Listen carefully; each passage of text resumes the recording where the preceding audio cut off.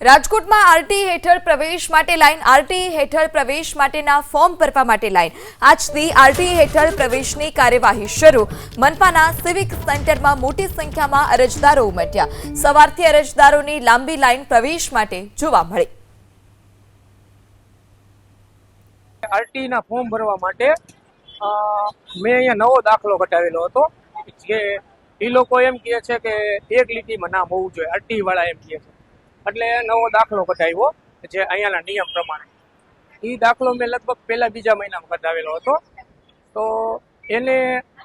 મેં જે ઓનલાઈનમાં આધાર કાર્ડ કઢાવવા દીધું તો આધાર કાર્ડ વાળામાં મારે પાછળ સરનેમ આવી એટલે એ લોકો કે પાછો નામ સુધારે હવે એ નામ સુધારવામાં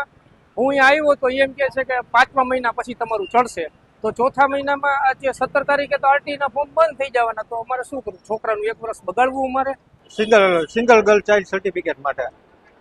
એના માટે આ શેમાં આપવાનું છે આ સર્ટિફિકેટ આરટીમાં આપવાનું છે આ લાઈન કેટલી વારે ચાલે છે આપણે લાઈનમાં કાંઈ નક્કી નહીં હાલે તો 10-15 મિનિટમાં હાલે નકર અડધી કલાકે થઈ જાય આવા તડકા